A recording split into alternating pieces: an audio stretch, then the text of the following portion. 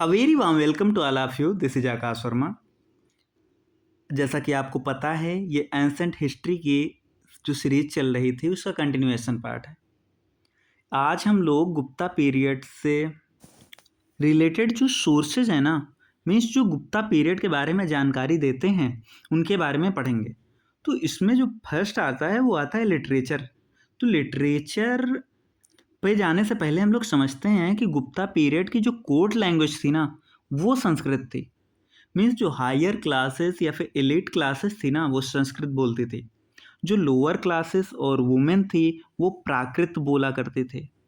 तो गुप्ता गुप्ता पीरियड की court language Sanskrit, जो लोअर क्लासेस या वुमेन बोलती थी उसको प्राकृत थी।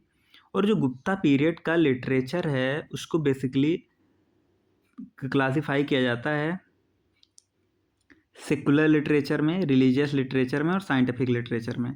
सेकुलर लिटरेचर की जब भी बात आती है तो आप कालिदास का नाम कैसे भूल सकते हैं। कालिदास चंद्रगुप्त विक्रमादित्य द्वितीय जो हैं इनके कोर्ट पोएट हुआ करते थे। वो बहुत अच्छे ड्रामेटिस्ट भी थे। कोर्ट पोएट होने के साथ साथ बहुत अच्छे ड्रामेटिस्ट थे। ये माना जाता है कि वो शेक्सपियर ऑफ द ईस्ट भी कहा जाता है इनको। ये माना जाता है कि इनकी एक जो रचना है अभिज्ञान शाकुंतलम वो दुनिया के 100 सबसे बेस्ट जो लिटरेरी वर्क्स हैं उनमें से एक है। ये जो अभिज्ञान शाकुंतलम है ना, इसमें राजा दुष्यंत और शकुंतला की प्रेम कहानी का वर्णन है। इनके बेटे भरत होते हैं और भरत के नाम पे ही तो आप देखते हैं कि ना आपके देश का नाम भारतवर्ष रखा गया। इस कहानी को विलियम जोन्स साहब इंग्लिश में ट्रांसलेट करते हैं। इनका जो दूसरा फेमस वर्क है वो है मालविकाग्निमित्रा।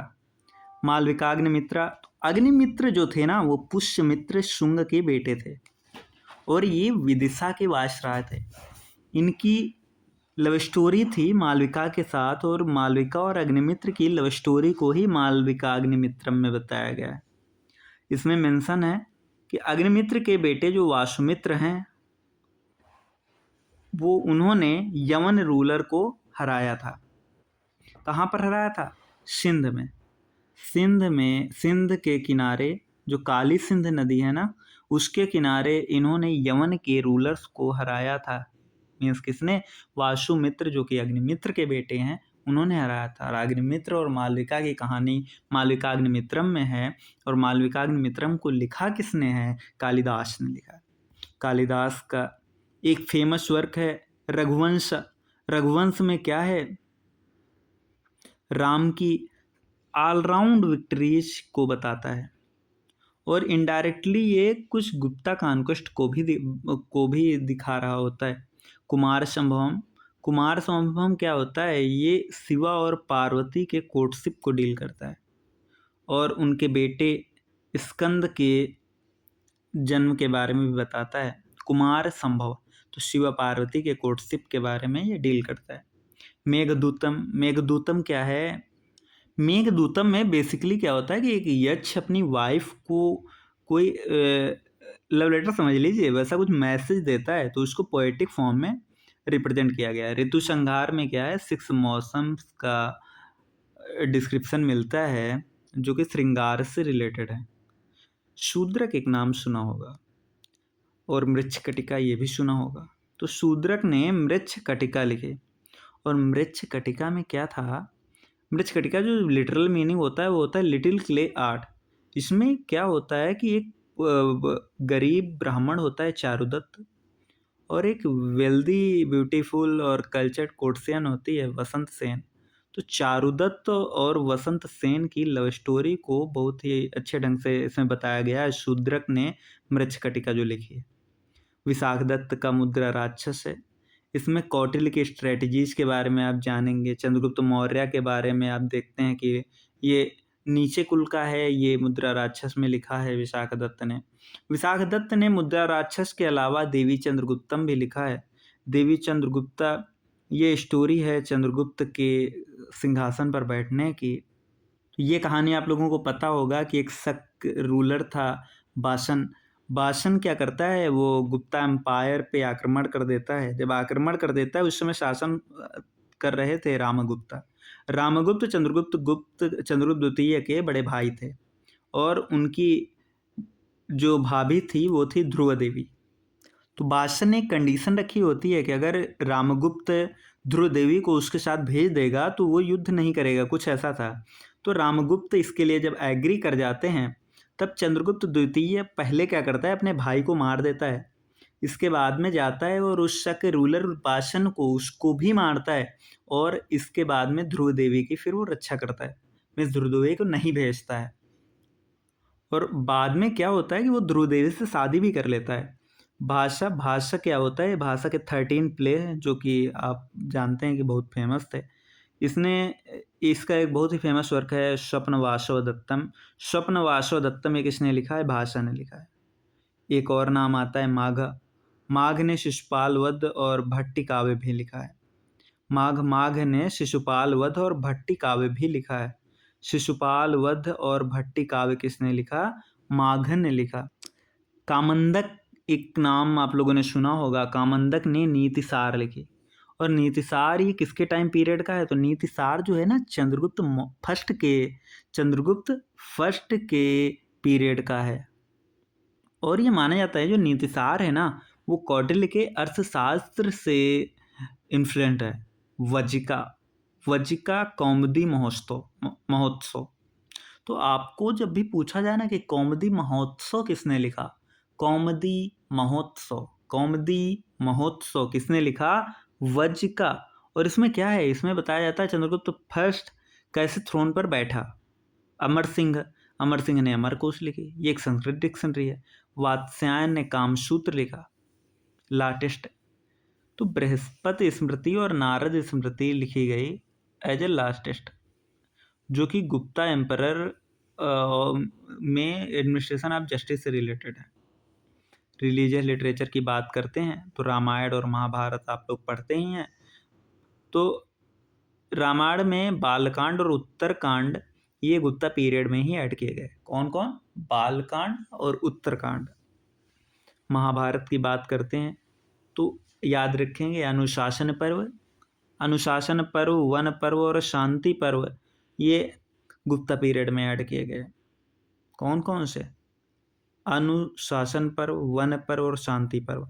पुराण की बात करें तो पुराण में कौन कौन से हैं आप देखेंगे कि भागवत पुराण, मत्स्य पुराण, विष्णु पुराण, भागवत पुराण, मत्स्य पुराण और ब्रह्मांड पुराण, मार्कंडेय पुराण। तो मार्कंडेय पुराण, ब्राह्मण पुराण, विष्णु पुराण, भागवत पुराण और मत्स्य पुराण। तो मार्कंडेय हो या फिर ब्राह्मण हो, ब्रह्मांड हो या फिर विष्णु हो या भागवत हो या मत्स्य पुराण, ये सब पुराण जो थे ये गुप्ता पीरियड में लिखे गए। सारे नहीं, मीन्स जो नाम मैंने बताया ये गुप्ता पीरियड में ही लिखे गए। बुद्धिस्ट वर्क की बात करते हैं तो फाहयान के बारे में आप देखते हैं कि चंद्रगुप्त द्वितीय के टाइम पे चाइनीज ट्रेवलर फाहयान आता है। आपको एक नाम मिलता है यति वृषभ। क्या? यति वृषभ। ये किसका था? ये यति वृषभ की तिलस्या पन्नत देखने को मिलती है। और जो यति वृषभ की तिलस्या पन्नत है इसमें इंफॉर्मेशन है गुप्ता पीरियड में बुद्धिज्म से रिलेटेड। एक आपको आर्य मंजूश्री मूलकल्पा देखने को मिलता है, ये भी गुप्ता पीरियड के बारे में आपको जानकारी देते हैं। और जैन वर्क में आप जिनसेन सूरी का जो हरिवंश पुराण है ना, हरिवंश पुराण ये जैन लिटरेचर है। किसने लिखा? जिनसेन सूरी ने लिखा, जिनसेन सूरी ने लिखा। और ये गुप्ता पीरियड के बारे में जानकारी देता है। साइंटिफिक लिटरेचर की बात करते हैं तो आपको वराहमिहिर और आर्यभट्ट के नाम देखने को मिलते हैं। आर्यभट्ट ने सूर्य सिद्धांत लिखा। आर्यभट्ट ने सबसे पहले ये डिस्कवर किया था और डिक्लेयर किया था कि अर्थ रोटेट करती है अराउंड इट्स एक्सिस। उन्होंने आर्यभट्टियम एक किताब लिखी जो अरिथमेटिक, ज्योमेट्री, अलजेब्रा और ट्रिगोनोमेट्री से डील करती है। उन्होंने जो अर्थ का साइज कैलकुलेट किया था ना वो लगभग ट्रू एस्टिमेट था उनका। इन्होंने एक किताब लिखी है सूर्य सिद्धांत। सूर्य सिद्धांत में सोलर और लूनर इक्लिप्स के ट्रू कास्ट की जानकारी मिलती है। वराह मिहिर की बृहत संहिता, ये तो एस्ट्रोनॉमी के लिए इंसाइक्लोपीडिया है। एस्ट्रोनॉमी, बॉटनी, फिजिकल जियोग्राफी और नेचुरल हिस्ट्री के लिए इंसाइक्लोपीडिया है। उनके कुछ अदर वर्क्स आपको देखने को मिल जाएंगे, पंच सिद्धांतिका और बृहत जातक। कौन कौन से देखने को मिलेंगे? बृहत जातक और पंच सिद्धांतिका। तो वराह मिहिर से रिलेटेड क्या क्या है? पंच सिद्धांतिका, बृहत संहिता, बृहत जातक, बृहत संहिता और पंच सिद्धांतिका। आर्यभट्ट ने 2 किताब लिखे, आर्यभट्टियम और सूर्य सिद्धांत। तो यह माना जाता है कि 42 इंस्क्रिप्शन गुप्ता पीरियड से रिलेटेड हैं, जिनमें से 27 जो हैं वो स्टोन पे लिखे गए। समुद्रगुप्त का जो इतिहास है वो प्रयाग इंस्क्रिप्शन में देखने को मिलता है, जो अशोका का पिलर था। तो प्रयाग प्रशस्ति किससे रिलेटेड है? समुद्रगुप्ता से रिलेटेड है, और ये संस्कृत में है। इसमें 33 लाइनें हैं। लिखा किसने है? तो हरिसेन ने लिखा है। हरिसेन ने इसको लिखा, और इसमें क्या बताया गया कि मिलिट्री जो कॉन्क्वेस्ट है ना समुद्रगुप्त की, उनका जिक्र मिलता है। एरन इंस्क्रिप्शन भी समुद्रगुप्त को प्रेज करता है, और इसमें एरन इंस्क्रिप्शन में ये भी जानकारी मिलती है, फर्स्ट सती होने की जानकारी कहाँ से मिलती है? तो वो एरन इंस्क्रिप्शन से ही मिलती है। और इसमें एक डिस्ट्रिक्ट का भी मेंशन हुआ है जिसको एरेनिका कहा गया है, एरिकिना कहा गया है। ये एक भोगनगर सिटी की बात करती है, जो कि वेत्रावती नदी के किनारे है। वेत्रावती नदी के किनारे भोगनगर सिटी की बात करती है। चंद्रगुप्त विक्रमादित्य के इतिहास की बात करते हैं तो संस्कृत में आयरन पिलर इंस्क्रिप्शन भी देखने को मिलता है, और ये कहाँ का है? मेहरौली का। मेहरौली का आयरन पिलर इंस्क्रिप्शन भी चंद्रगुप्त विक्रमादित्य की जानकारी देता है। इसमें इसको चंद्र कहा गया है, और कहा जाता है कि चंद्र ने बंगाल से लेकर इंडस तक के एरिया को जीत लिया था। ये विष्णु का उपासक था। इतना ही नहीं, कुमारगुप्त से रिलेटेड है एक मंदसौर का स्टोन इंस्क्रिप्शन। ये किससे रिलेटेड है? कुमारगुप्त से। वो भी गुप्ता पीरियड के बारे में जानकारी देता है, और इसको लिखा किसने था? वत्स भट्ट ने। तो अभी तक हम लोगों ने कितने इंस्क्रिप्शन देखे? तो प्रयाग प्रशस्ति समुद्रगुप्त वाला, दूसरा एरन इंस्क्रिप्शन भी समुद्रगुप्त के बारे में जानकारी देता है, तीसरा विक्रमादित्य से रिलेटेड है मेहरौली आयरन पिलर इंस्क्रिप्शन। इतना ही नहीं, मंदसौर से कुमारगुप्त के बारे में जानकारी मिलती है। एक नाम आता है स्कंदगुप्त का। तो स्कंदगुप्त तो भीतरी और जूनागढ़ जो इंस्क्रिप्शन है ना, उसमें स्कंदगुप्त की विक्ट्रीज की बात होती है। स्कंदगुप्त ने जो हूणों को हराया था, वो भीतरी और जूनागढ़ इंस्क्रिप्शन से पता चलता है। जो मैं अभी बता रहा था ना कि भानुगुप्त का जो एरन इंस्क्रिप्शन है, सती का साक्ष्य मिला है, ये देखिए लिखा है भानुगुप्त का इंस्क्रिप्शन एट एरन, जो कि 510 एडी का माना जाता है। सती का फर्स्ट इंस्क्रिप्शनल एविडेंस मिलता है। ये गोपराजा को मेंशन करता है। गोपराज क्या था? वो भानुगुप्त का जनरल था, और उसकी विडो ने जो है वो सती हो गई थी। दामोदरपुर कापर प्लेट इंस्क्रिप्शन मिलता है। तो दामोदरपुर कापर प्लेट इंस्क्रिप्शन में कुमारगुप्त, तो ये बंगाल में था। Damodarpur copper plate inscription Bengal में था। किसके टाइम पीरियड का है? कुमारगुप्त के टाइम पीरियड का है। और ये विषय का मेंशन करता है। विषय क्या होता था? एक डिस्ट्रिक्ट होता था, और विषयपति कहा जाता था। विषयपति को जो असिस्ट करता था उसमें बैंकर, सार्थवाह और प्रथम कुलिका और प्रथम कायस्थ हुआ करते थे। प्रथम कायस्थ कुछ नहीं, वो स्क्राइब था। प्रथम कायस्थ, प्रथम कुलिका आर्टिसन था, सार्थवाहा ट्रेडर था, और श्रेष्ठी बैंकर था। तो ये टर्मिनोलॉजी पूछी जाती है कई बार। तो श्रेष्ठी बैंकर था, सार्थवाहा ट्रेडर था, प्रथम कुलिका आर्टिसन, प्रथम कायस्थ था स्क्राइब। कॉइन्स की बात आती है जब, तो गुप्ता ने गोल्ड कॉइन काफ़ी मात्रा में इन्होंने इशू किए। Largest number of gold coin माना जाता है गुप्ता ने इशू किए। चंद्रगुप्त फर्स्ट जो गोल्ड कॉइन इशू करते हैं उसको कुमार देवी टाइप ऑफ गोल्ड कॉइन्स कहा जाता है, क्योंकि वो रानी कुमार देवी की जो इमेज थी उसमें थी, और ये जॉइंट किंगशिप को बताता है।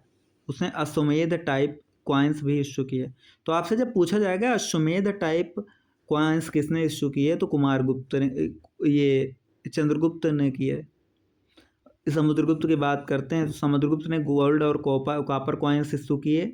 उसने गोल्ड कॉइन जो इशू किए उसमें lion slayer type, archery type, horse rider type और वीना प्लेयर टाइप, ये फेमस है। एक में वीणा बजाते हुए, एक में घोड़ा दौड़ाते हुए, तो एक में धनुष चलाते हुए, तो एक लायन स्लेयर टाइप। ये जो हैं ये समुद्रगुप्त ने इशू किए। कुमारगुप्त ने जो इशू किए वो गोल्ड कॉइन प्योरिटी के लिए जाने जाते हैं। चंद्रगुप्त सेकंड पहला गुप्ता एम्परर था जिसने सिल्वर कॉइन इशू किए। तो सिल्वर कॉइन किसने इशू किए थे, तो वो किए थे चंद्रगुप्त द्वितीय ने। पॉटरी की बात करते हैं तो हड़प्पन एज में आपको ब्लैक एंड रेड वेयर देखने को मिल जाएगा। ब्लैक एंड रेड वेयर ये कब देखने को मिलेगा, हड़प्पन पीरियड में देखने को मिलेगा। अर्ली वैदिक पीरियड में ओकरे कलर पॉटरी आपको देखने को मिलेगी। लेटर वैदिक पीरियड में पॉइंटेड ग्रे वेयर आपको देखने को मिल जाएगा। प्री मॉर्यन और मॉर्यन एज में नार्थन ब्लैक पॉलिश्ड वेयर देखने को मिलेगी। पोस्ट मॉर्यन और गुप्ता पीरियड में रेड वेयर। तो इसको याद कैसे करेंगे, याद करने के लिए सबसे पहले याद कर लें आप हड़प्पन में ब्लैक एंड रेड वेयर। तो वैदिक पीरियड में जब आते हैं तो वैदिक पीरियड को दो पीरियड में कैटेगराइज किया गया था, अर्ली और लेटर। तो अर्ली में जो होता है वो ओकरे होता है और लेटर में जो होता है वो पॉइंटेड होता है। तो पॉइंटेड ग्रे वेयर ये लेटर वैदिक पीरियड में आती है। ओकरे कलर पोएट्री ये अर्ली वैदिक पीरियड में आते हैं। प्री मॉर्यन एज में और मॉर्यन एज में नार्थन ब्लैक पॉलिश्ड वेयर और पोस्ट मॉर्यन एज में रेड वेयर, गुप्ता एज में रेड वेयर। एपिक्स की बात करते हैं तो दो एपिक्स लिखे गए, महाभारत और रामायण। महाभारत और रामायण। तो महाभारत क्या है, ये एक सिंगल पोयम है वर्ल्ड, तो पूरे अगर वर्ल्ड का लिटरेचर देख लेना तो ये लॉन्गेस्ट सिंगल पोयम क्या है, वो महाभारत है। महाभारत को किसने लिखा, व्यास ने लिखा। आर्यभट्ट ने जो डेट मेंशन किया ना वो बताया कि 3102 बीसी में महाभारत युद्ध हुआ। कुछ तो ये हिस्टोरियन ये मानते हैं कि 15 सेंचुरी बीसी में हुआ, कुछ ये मानते हैं कि 900 बीसी में हुआ। खैर ये सब अलग डिस्कशन की बातें हैं, अभी के लिए हम देखते हैं। तो ओरिजिनली जो बुक थी इसमें 8800 वर्सेस थे, तब इसको जय संहिता कहा जाता था। लेकिन जब ये 24,000 वर्सेस इसमें हो गई तब इसको भारत कहा जाने लगा। और जब इसमें 1,00,000 वर्सेस हो गई तब इसको शतसहस्री संहिता या महाभारत कहा जाने लगा। और इसमें जो मेजरली तुम्हें जानकारी मिलेगी वो 10th सेंचुरी बीसी से 4th सेंचुरी एडी के बीच के स्टेट अफेयर्स की जानकारी मिल जाएगी। मेन नरेटिव तो आप जानते हैं कौरव पांडव के बीच की लड़ाई है, जो लेटर वैदिक टाइम पीरियड से ये माना जाता है कि बिलोंग करते थे। दूसरा जब रामायण की बात कहते हैं तो रामायण को आदि काव्य भी कहा जाता है। वाल्मीकि जी ने लिखा। ओरिजिनली इसमें 6,000 वर्सेस थे लेकिन बाद में 12,000 फिर 24,000। रामायण का कंपोजिशन 5th सेंचुरी बीसी में शुरू हुआ और बाद में इसमें ठीक ठाक पोर्शन इसका जोड़ा गया। और ये माना जाता है कि रामायण जो है महाभारत के बाद में लिखा गया। रामायण जो है महाभारत में बाद में लिखा गया और रामायण से रिलेटेड माना जाता है कि 5 स्टेजेज हैं। 5वीं स्टेज जो है 5th सेंचुरी एडी में लिखी गई। तो इस तरह से जो पहला चैप्टर था ना, periodisation of ancient Indian history and introduction, इसको हम लोगों ने क्लियर कर लिया। अभी अब नेक्स्ट चैप्टर हम लोग बाद में शुरू करते हैं।